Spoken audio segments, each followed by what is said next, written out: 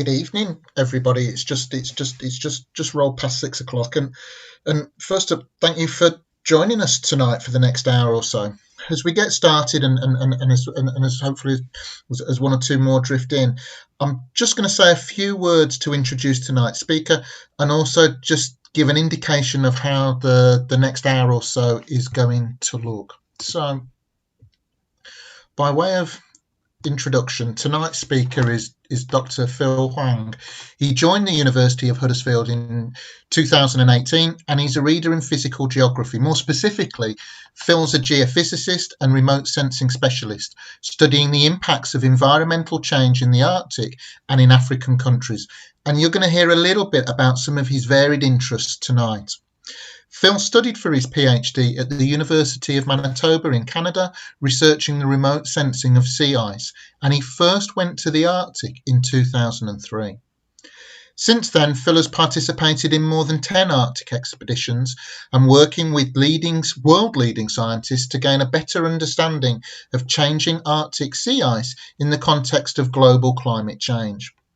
Following the completion of his PhD, Phil's research has been extensively funded by NERC, the EU and the US Office of Naval Research, and his expertise was recently acknowledged through invitation to author one of the 2020 Marine Climate Change Impacts Report cards.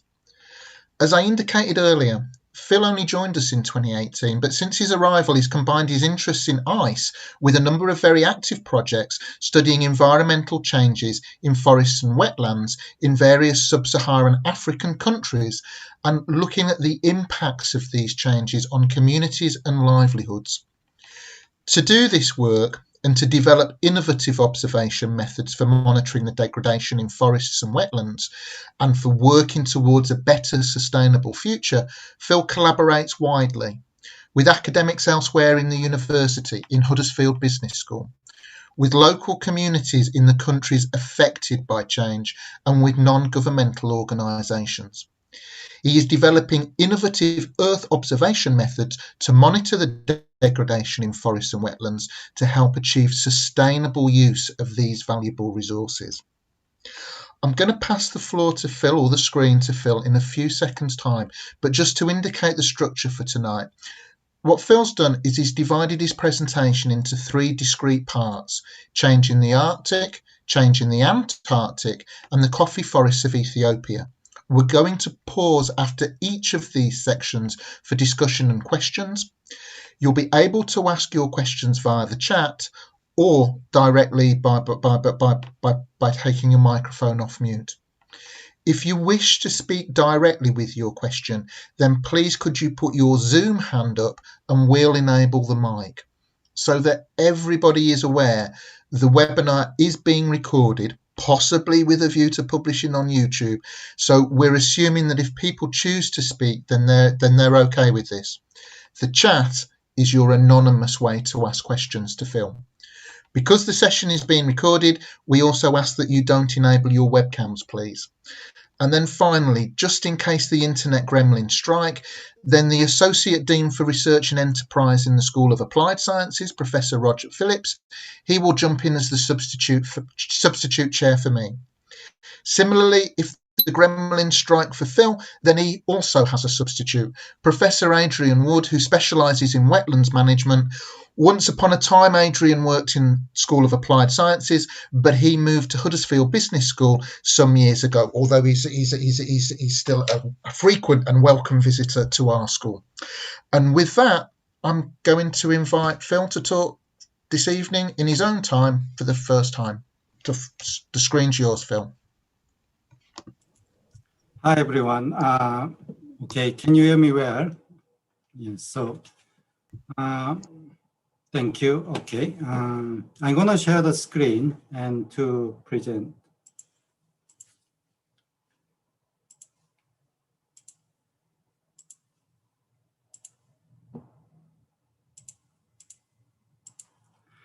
Okay, hopefully you can see my PowerPoint file now. Okay. Today, I'm going to present how the Earth observation sees the global environmental change. So This is as the Michael indicate, this is the online discussion. So hopefully my presentation provides some good introduction to the following discussion we will have, okay? And here, throughout this online discussion, I hope you have a better understanding of how the Earth observation monitored Arctic sea ice and Antarctic Ice Sheet and the forest in Ethiopia. And then hopefully this presentation lead to the good discussion on how the monitoring can address the climate change and sea level rise and environmental degradation, and how this can help to achieve a sustainable future for us. First, let me start with what is Earth observation. Earth observation is gathering information about the atmosphere, land, water, and ice, and of our planet using sensors attached on here on buoys, and sometimes on drones, and sometimes on aircraft. However, the majority mainly we rely on the sensors deployed on satellites, like you see in here. So currently, we have more than 2,000 satellites orbiting around the Earth. And out of those, almost 150 Earth observing satellites continuously monitoring our environment. And many of these Earth observing satellites are called near-polar orbiting satellite, which means, as you can see in this the animation, the satellite move from pole to pole as Earth rotating. In this way, a satellite can observe the whole our planet. And now I'm going to take you to the Arctic. So in this session, I'm going to present how the Earth observing satellites monitoring Arctic sea ice, and then and we can discuss about how this will impact the climate change. First of all, I want to highlight the sea ice is the floating ice in the ocean. So the melting of sea ice does not directly contribute to sea level rise. However, the Arctic sea ice have a very significant impact on our climate because the sea ice is a highly reflective, so it bouncing back most of the sunlight. So it cools down the area. On the other hand, open water absorb the most of solar radiation, so it warms the area. So that's why without sea ice, the Arctic will be much warmer, and so is our climate. So to monitor the extent of the Arctic sea ice, we rely on the satellite microwave radiometers. So you can see in this diagram, showing the satellite. And these microwave radiometers measuring a natural microwave emissions from the Earth's surface, as you can see here. And because they're using a microwave, which is a longer wavelength, you can see through the cloud. So it's really good for the Arctic region because Arctic is often very cloudy. And another very unique about this microwave radiometer is they actually separate between the horizontal and vertical polarization of the microwave emissions. It may be for some of the people may be too technical, but ideally this one, what they mean is any vertically polarized band can only filter through the vertically polarized micro emissions, while blocking the other polarized micro emissions. So you can see in this illustration, you can see only they taking out vertically polarized the micro emissions, and horizontal polarization, they only this filtering through the horizontally polarized micro emissions. So the main principle we can detect the sea ice is using this polarization difference, because when you actually look at the sea ice from using a microwave radiometers, the emission from the sea ice, the actually sees very small polarization difference, which means the emission from the vertically polarized emissions and then horizontally polarized emission, they are almost similar. However, if you look the micro emission from the open water area has a very high vertical polarization emissions, but very small horizontal polarized emissions. So we have a large difference in polarization difference. That's why this is the satellite image showing the polarization difference. So that's why you can see this gray-white area as a sea ice, and then you can see this blue area as open water. So you can delineate the sea ice from the open water. So scientists take this information into the computer algorithm, and then they can create a daily map of sea ice extent, like you see here. So once you have this daily sea ice extent map, you can calculate the monthly mean sea ice extent. So in this graph, it shows the monthly mean sea ice extent from 1979 to 2019. So you can immediately see the sea ice extent has declined very significantly over past 40 years. So we almost seeing almost 40% declining during this between 1979 to 2019. And also the satellite can monitor the sea ice motion. So in this here,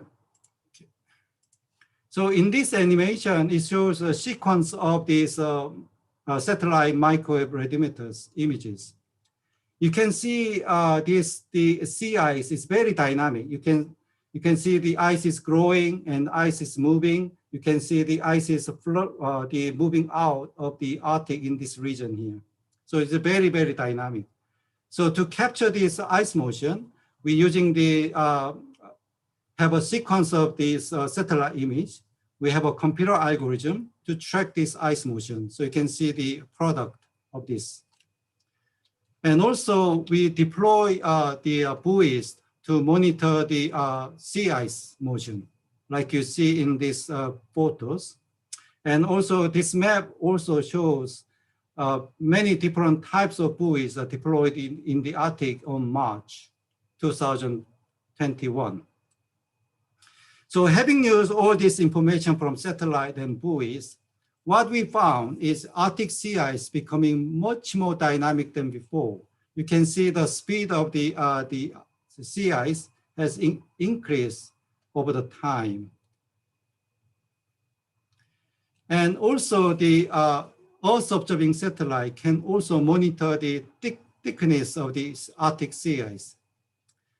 And in the beginning, 1958, we first used the submarine to actually measure the ice draft, to measure the ice thickness. But since 2003, we started using the satellite altimeters, such as Chrysosat and IceSat. And the principle as the measuring the ice thickness is they're using IceSat using a radar beam sending to the ice, and then they're measuring the distance. And Chrysosat, they're using a radar signal, and then they sending and then bouncing back to the from the surface top of the ice. So main principle of measuring the ice thickness is they're measuring so-called freeboard, which means how much is sticking out the ice from the sea surface. So knowing this freeboard can actually estimate the thickness. So we're talking about 10% sticking out from the water. So if you see about 10 centimeter freeboard, then you can estimate about 1 meter sea ice there. So if you putting all this information together from 1975 to 2015, you can see this red line, red color, indicate the October to November time, and this green, the blue color indicate the winter time, February to March. Okay, so you can see almost like a 2 meter decline, thinning of the Arctic sea ice over past 4 decades. So that means the Arctic sea ice getting thinner. And all this data generated from the Earth observation and used to validate or improve the climate model. That's the main goal of this Earth observation. And if you look at this graph here, see, this is the prediction from the climate model. And if you look at this pink line, this is the projection of the climate model, indicating almost ice-free conditions in the Arctic in summer by the 2050. If you look at these blue lines, indicating the sea ice extent for the low emission scenarios. So in a what you can see here, the high emission scenarios, we can expect ice-free ocean by 2050. But if you have low emission scenarios, then we might see some ice there, but it's a little bit much less ice cover than before though. To summarize that, and the key point is, the Earth observation shows the Arctic sea ice significantly declining in terms of extent, and also thinning in terms of thickness, and also become more dynamic. And having all this together into climate model, and then it predict ice-free Arctic in summer by 2020 for high emission scenarios. I'm gonna stop the presentation so we can have a discussion.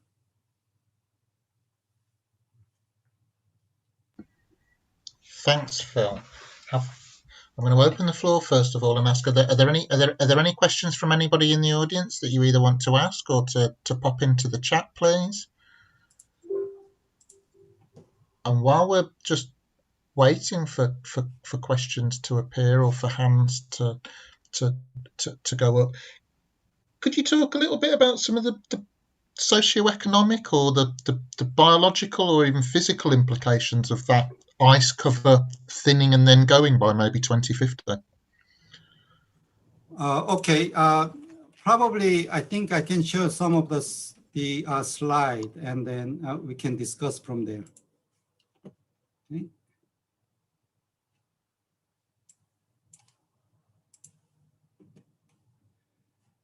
So one of the, okay, I'm going to show the screen here. So one of the impact of the social economic circumstance is the opening of the transpolar passage, which means if you look at the in this graph here,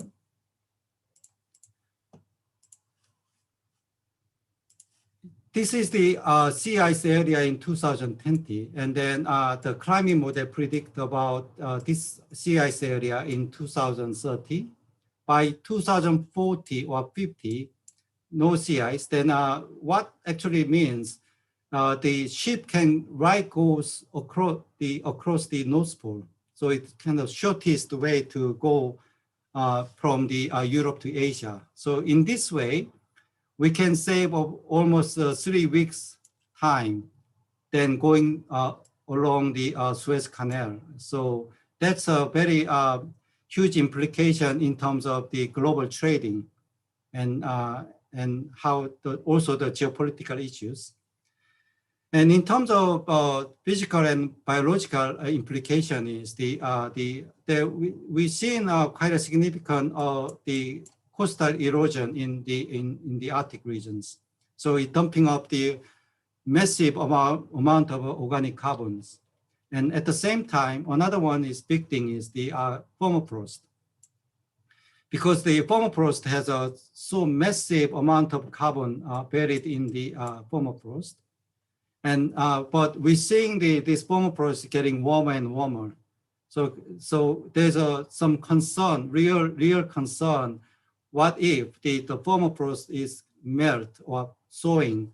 Then we can release a massive amount of methane and carbon dioxide from the decaying organisms. So that's another concern we have.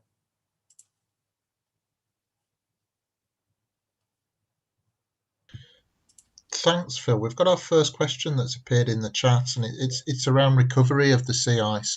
So, do any of the different climate models predict a scenario where we can start to see recovery of the sea ice? If we get recovery of the sea ice, how quickly does the world revert back to a world that we used to know?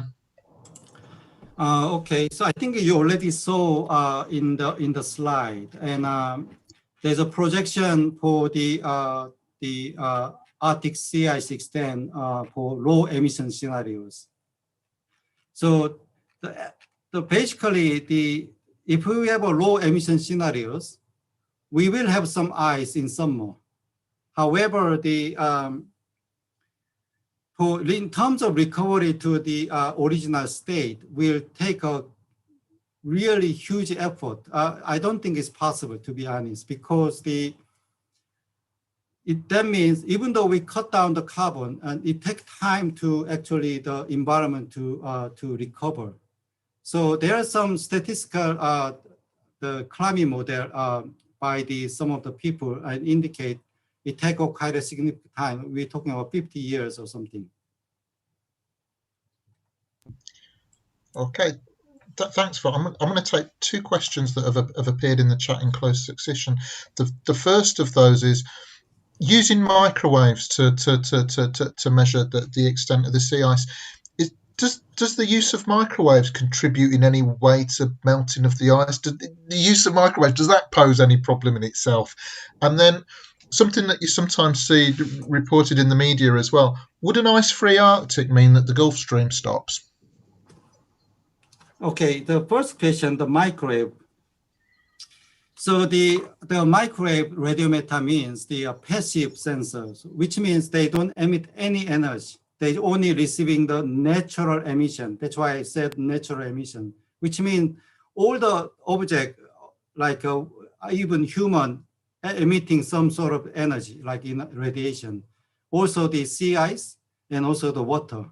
So actually the microwave radiometer detecting this tiny bit of this microwave, natural micro emission from this sea ice and water. So it doesn't actually affect anything about the environment. Okay, the second question was how was it? I forget. Could you remind me of our second question? Yep. So, an ice-free Arctic, does that mean that the Gulf Stream is going to stop flowing? very interesting question, but yes or no? It's a little bit difficult to say because it's a little bit complicated. So the main the Gulf Stream the main the point is the sinking of this deep water formation is under the Greenland area. So the concern is when is sea ice melt, massive amount of sea ice melt, then it kind of blocking out the top of the ocean, and then it kind of blocking the sinking of this cold water to make a deep water formation. However, it's still on debate on these things, but also have to remind there's another very big area of the deep water formation happening, which is in Antarctic, coast of Antarctic. And so there are two different effects. So so it's hard to say whether you're going to stop or non-stop. And then I'm gonna take one more. I'm gonna just take one more question from the chat before allowing you to move on to talk a little bit about the Antarctic, Phil. So the question that comes really here is: does the speed with which the ice is going to melt, is that going to quicken as you see the actual ice cover reduce in size? And then following on from that, if we just turn to the land around the Arctic regions, is that likely to be any more prone to collapse or erosion as the sea ice goes? And is that something that you can readily monitor with satellites? Okay, the first one is the speed of the melt of the Arctic sea ice. So I think you said about the size of sea ice. Yeah. So does the melting rate, does that quicken as the actual ice cover diminishes? I.e., does the melting get faster and faster, or is it just a steady state? No, it's faster and faster. It's called the positive feedback, which means the when the Arctic the sea ice melt, then exposed to the more open water area is exposed, which means they are receiving more solar radiation. They absorb more solar radiation, so it warms the ocean, and then if they increase the temperature of the ocean, that it melt more ice, and then you can imagine this kind of feedback, it kind of accelerating or melting further. It's called the ice albedo feedback. So this is the main cause of the accelerating the sea ice melting in the Arctic regions.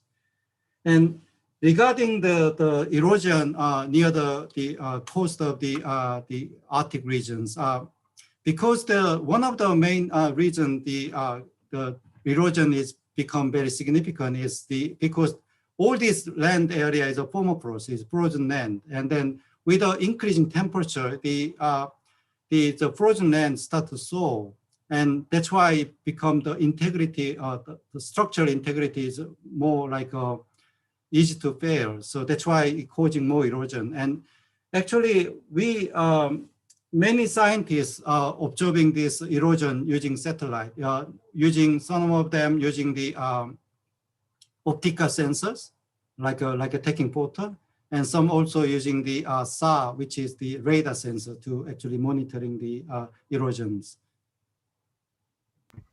Okay, thanks, Phil. I can see that there are still one or two questions that are in the chat, and so we might return to some of those questions depending on how what discussion other parts of the presentation stimulates. But I'm going to invite you to maybe start to talk a little bit about the Antarctic, please. Okay.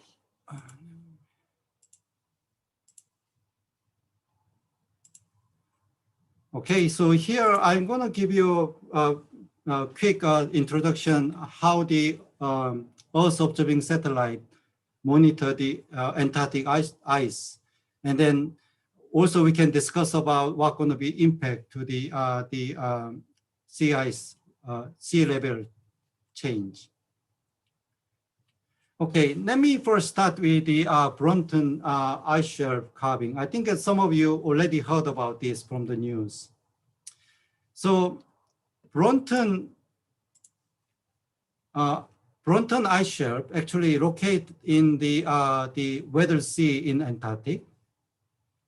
And this ice shelf will be actually very, one of the ice shelf closely monitored by the scientists for over 10 years. So you can see this is the Haley station by the British Antarctic Survey, originally located here, but they moved to here because of the danger of the carving of this ice shelf. Okay, so go back to the North Blunt ice shelf. So scientists start to see the cracks developing in this ice shelf, and then this is the aircraft flying along this North Rib crack. You can see this crack is widening out, and this crag finally give away, and then you can see this North Brunton, the ice shelf was broken up very recently, and which is the size of London area. But I also want to pay attention to this West Brunton ice shelf. So you can see one of the other crag is developing, and only 2 kilometers left to connect these two cracks. And in the next slide, I'm going to show you this animation of the sequence of the satellite images. You can see all the different zooms. You can see this is a West Brunton ice shelf. You can see these cracks are developing and also widening up. And you can see the opening of these cracks from the satellite. So you can see in a zoom. So now we have only this 2 kilometers left to actually completely broken up. So we think this West Brunton ice shelf will be broken up in the future as well. Also, let me show you about the A68 iceberg, which is the A68 originally was in the Lansing Sea ice shelf. And then 2017, it broken up. And then the satellite images, we can actually track the movement along this Antarctic Peninsula to the north. Now this iceberg is near the South Georgia Island. And this iceberg is bigger than the North Brunton one. It's more than twice the size of that one. And now this iceberg is shattered into many different pieces. And then, so the ice shelf carving will significantly impact the global sea level rise. And in the next slide, I'm going to show the very important, recent discovery of the very important ice dynamic process will impact the ice shelf carving. So recently, scientists start to monitoring the meltwater ponding of the Antarctic ice shelf. So which is related to the called hydrofracture. So during Australia's summer, because of the warm temperature, and this meltwater ponding start to form, or sometimes we call the supraglacial lake. It started forming on top of the ice shelf. And this glacial lake has the many different impact to the ice dynamics. So in this slide, I'm going to highlight some of them here. So first, when meltwater form on top of the this ice shelf, first it lower the surface albedo, and then it received the more solar radiation, so that increase the surface the melting of the ice shelf. And at the same time, the warm meltwater and drained down and creeping into the bottom of the ice sheet, and then it lower the friction, and then locally impacting the ice dynamics in that way. And also the warm meltwater and go into the ocean, and because it's warm and fresh, it creeping down to the bottom of the ice shelf, and it's melting the bottom of the marine ice shelf, and impacting the stability of this ice shelf in the way. But more importantly, what this meltwater on the top of the ice shelf will drain down to the through this ice shelf, creating some cracks or fracture along the way. So this process we call the hydrofracture. So recent study shows this hydrofracturing has quite a significant impact to the ice shelf carving process. And if we have an increased ice shelf carving, then will influence the whole dynamics of this ice sheet, and then will also influence the global sea level rise in that way. So that's why the scientists started monitoring this meltwater lake using the NDWI from using the multispectral imagery. So basically NDWI using the green light versus near infrared light. The reason being the reflectance of the water is much higher in this green light compared to the near infrared.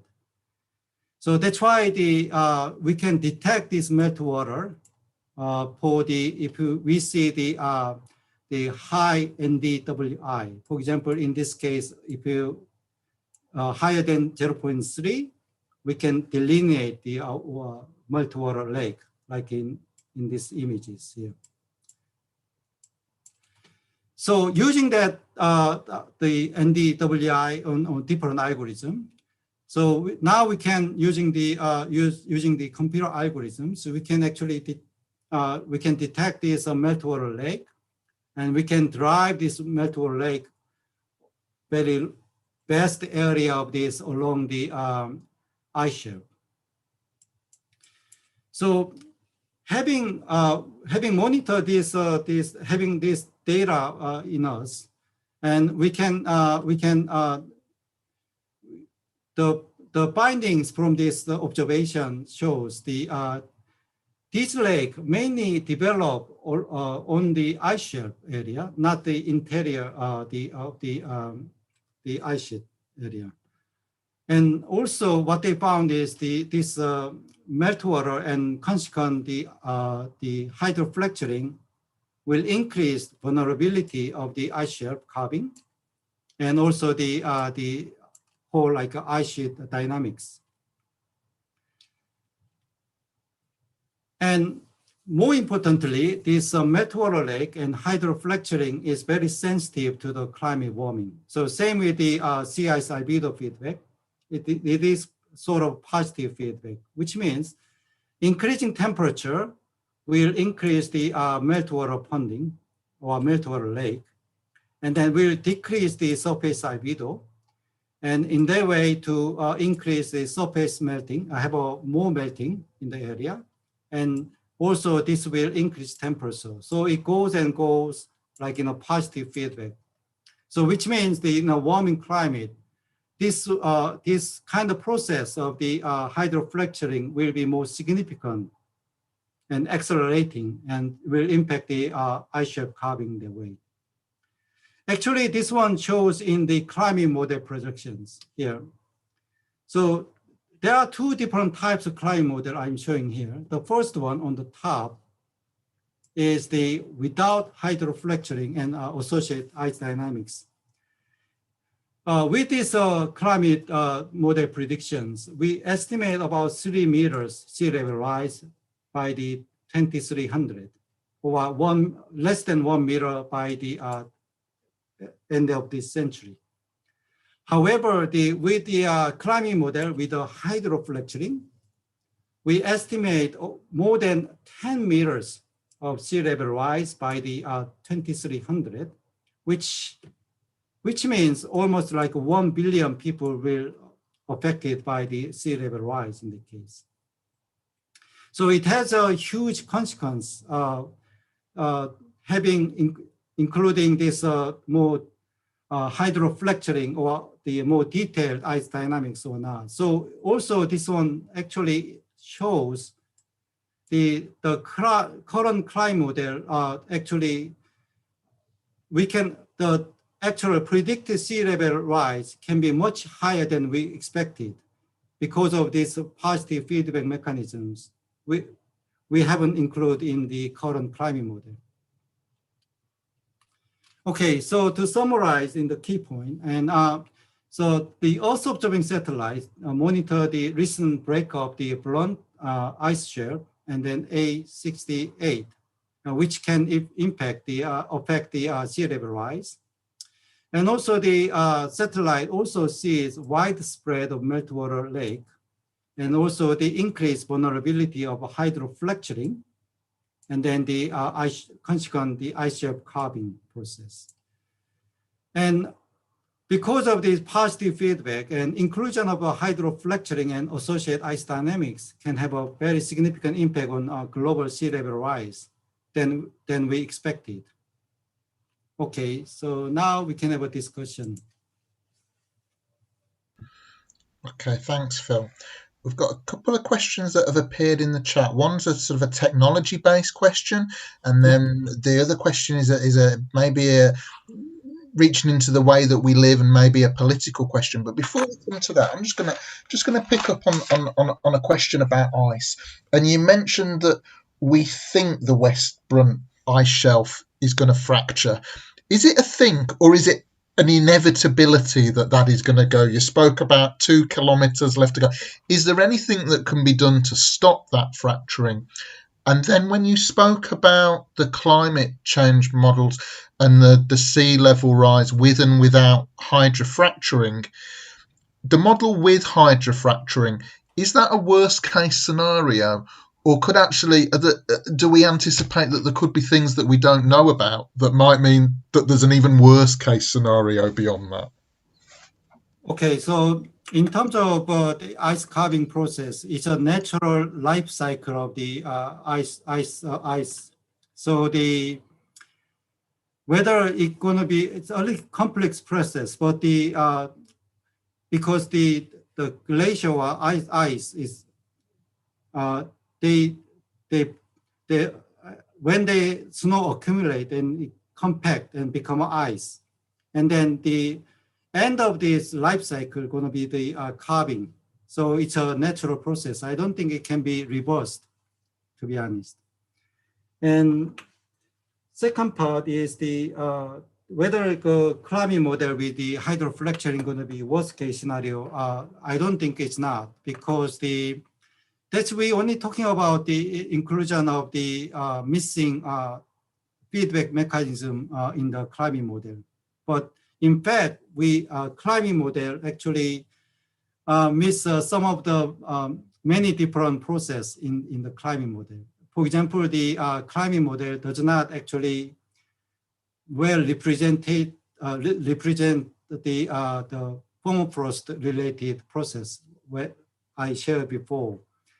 So, which means the climate model is very conserved in this way. So, if the climate model include the permafrost process in it, that it may increase significantly the prediction of the global temperature rise, and then this will impact significantly to the meltwater ponding and meltwater lake formation, and then will feed back to the ice carving, and then this ice carving will enhance the movement of the whole stability of the instability of the ice sheet, and then we go on and on. So it's like all connected, the process in a way. So I don't think it's a worst case scenario, to be honest. Okay, thanks, Phil. That's quite sombering. In terms of the rise of artificial intelligence and the application of machine learning, are they contributing to the way that we sort of think about climate change and sea ice or Antarctic ice dynamics? Yes, first of all, the AI and machine learning algorithm is heavily used by the Earth observation scientists. So, for example, when we detect the meltwater lake, along this Antarctic ice shelf, so they're using the machine learning, called the neural network. So it's heavily used to get a better result from that data.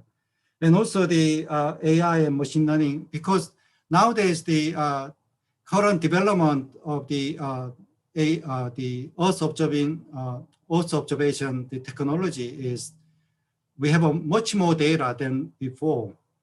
So to process all this data, we need a very smart algorithm like AI and machine learning. So already being used and will be used much more in the future. Okay, thanks. I mean, following on from that, you talk about that increasing amount of data. Is it possible to talk a little bit more, please, about how the technology for Earth observation has changed in recent years, and are there other ways in which you'd anticipate that the technology that we've got is going to change further, just beyond the application of machine learning? So how's technology sort of changed in recent years with regard to Earth observation? How's it likely to change in the years to come?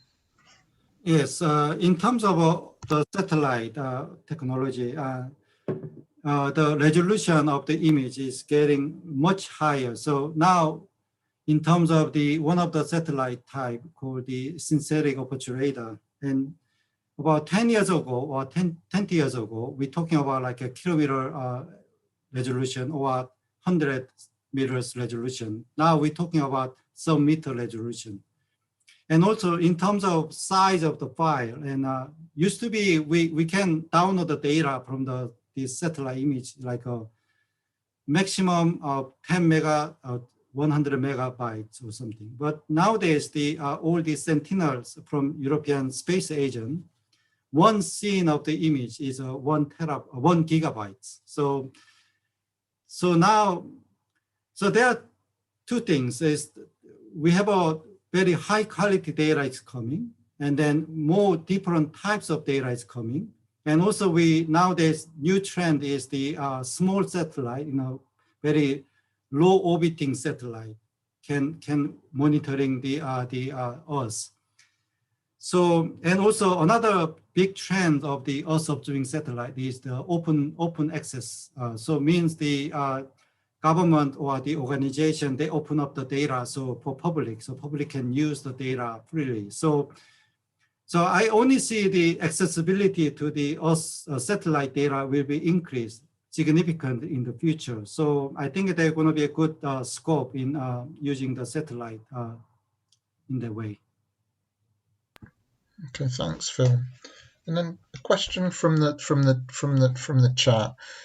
During the COVID pandemic, we've had a reduction in carbon emissions, or so we're told in the media.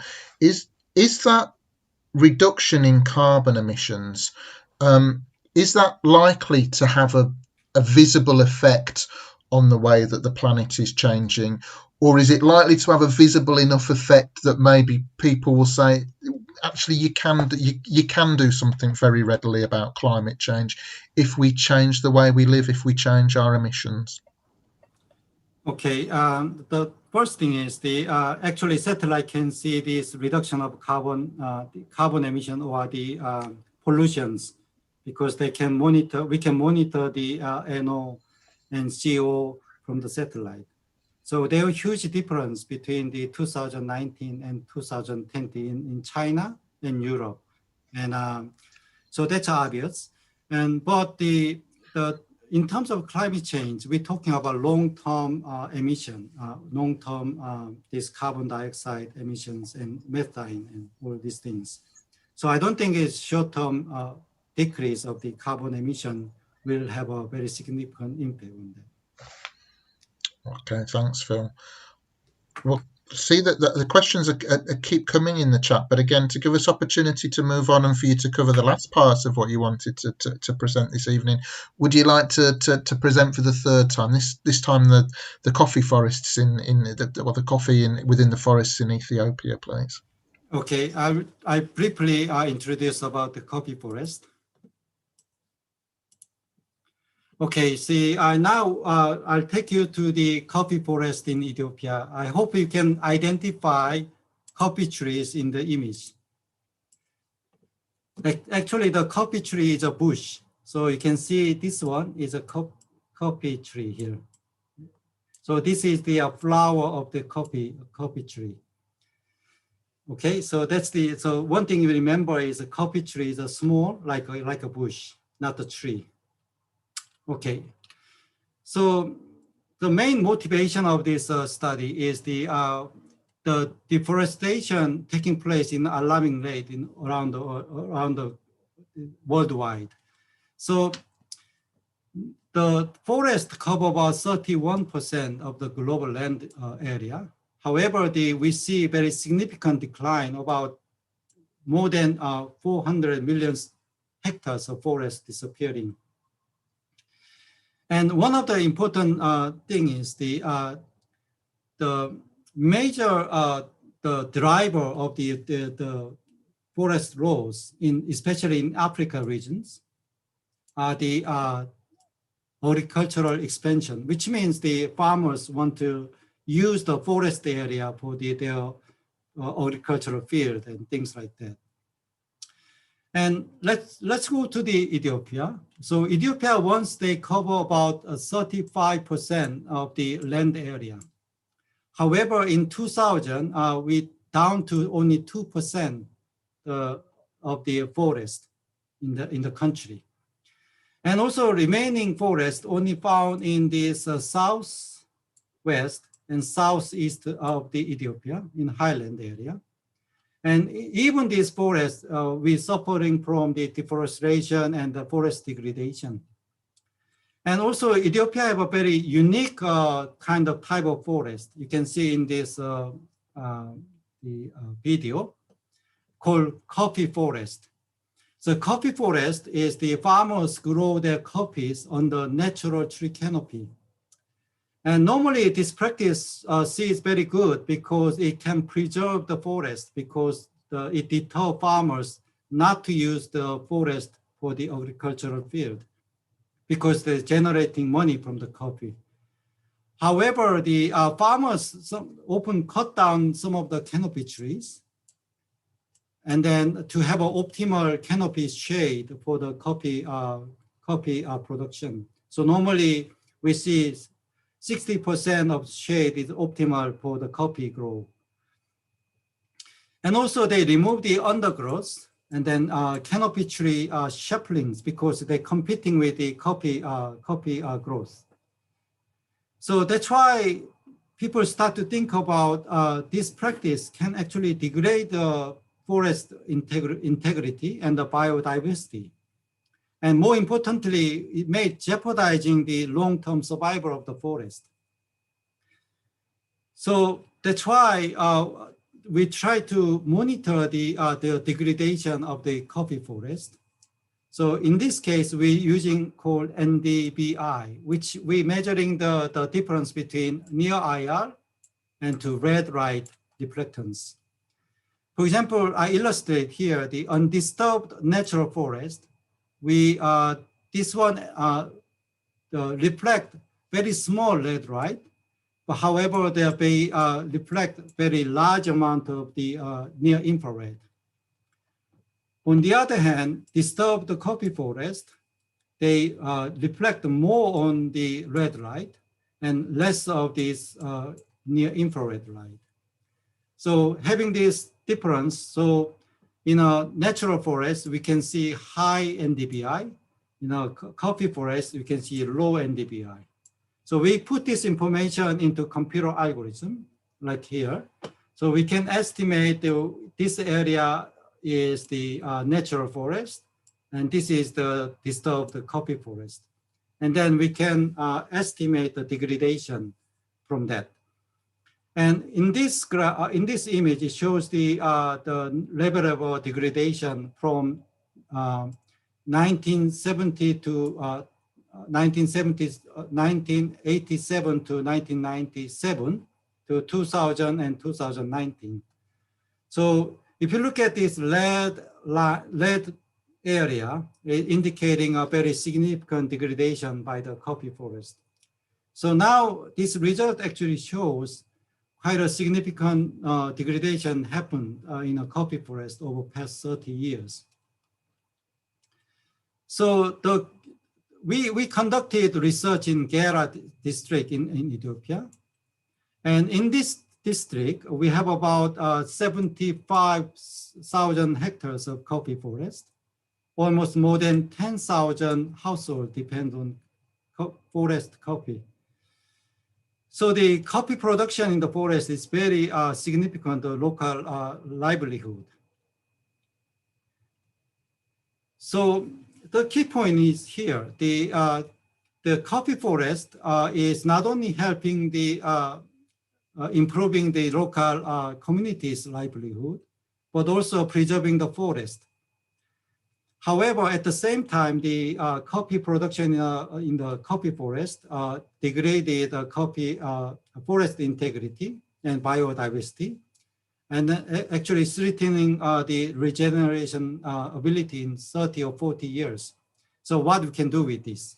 That's the actual the aim of this research here. Okay. Okay, thank you, Phil. Again, some of the questions. Oh, very, very quick on the questions there.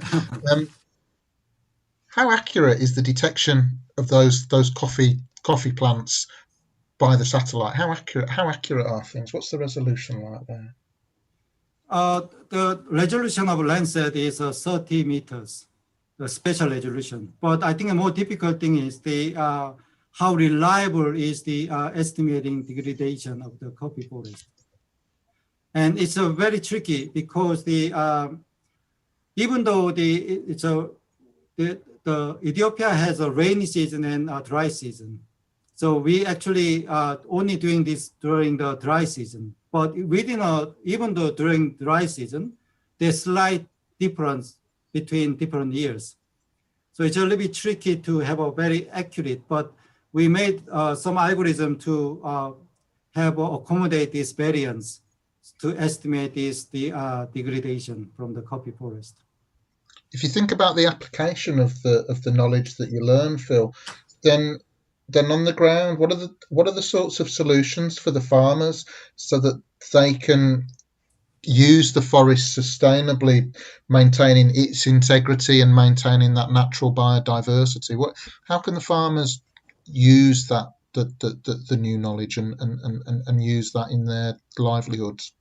Yes, I think that have to be we have to work together with the government, farmers, and NGOs, and then university steps together, because normally it is a forest owned by the government, and farmer some of the forest the farmer have a right to use the forest. But first thing I think that we need to understand the farmers should understand what's going on, and then we need to talk with the government to develop how we can have a sustainable management of the forest. And then we can communicate the farmers, and then we can try to implement that one into I think that's one of the way to go forward, I think. Okay, thanks, Phil. Another question, just following on about how accurately you can detect the coffee forest from the satellite, and you spoke a little bit about the uncertainties that are there in the measurements. What sort of things do you do to validate those estimates so that you can make a more quantitative measurement? So what are the sorts of validations that you do on the data that emerges? It's a very technical question. It's very simple. We need the smartphones or the action camera to do it. So the way we're doing is we actually that's why all this Earth observation research require fieldwork to validate or calibrate the satellite. So we went to the Ethiopia with the small action camera. We took a photo of the canopy, so we can actually estimate the canopy coverage from the photo. So we use that one to actually calibrate or validate the algorithm. Thanks, Phil. And then another question: if you got so-called shade-grown coffee and you're a grower of shade-grown coffee, do those farmers actively engage in some of the poor practices that you've just described, or is that a separate issue? Okay, it's a little bit tricky to say it's a poor practice in a way, because the farmer think it's a good practice to grow coffee, and probably it's a little bit sensitive issues. because they want to grow the coffee and they need the money from the coffee. Otherwise, they don't see the value of the forest in a way. So, but I don't think, I think the problem is they might not see the future problem. So what about if they keep cutting down the saplings for the canopy trees? Then maybe in 30 years time, maybe the old existing tree will die. Then there are going to be no new trees growing up. So in that case, it will have a very significant consequence for their future generation. Probably they don't see that way. So I think we need to inform and we need to have a communication with them. Thanks, Phil. The questions are starting to ease back in the chat, but the thank yous are starting to come in for a very interesting and impressive talk. And you certainly have promoted a very stimulating discussion this evening, Phil. So thank you very much for taking your time to prepare the slides. I guess it's a little bit harder to thank you in the usual way unless we turn off all of the microphones. Turn on all of the microphones. But I think there's two other thank yous that we should do, as well as thanking Phil for the time that he's taken tonight. I'd like to thank the audience because you've been really good in terms of asking the questions that have come forward and kept us moving very smoothly through the last hour or so. And also a thank you once again to Steve, who's once again been our IT man on the night to make sure that everything works very, very smoothly. So Phil will stay on the Zoom call until the end. So if there are questions that people would still like to ask, then we'll be here until the last of you has left. But other than that, thank you very much, Phil, for your time this evening. Thanks to everybody in the audience for the time that you've given. And we hope you enjoy the rest of your evening and week, rather. Thank you.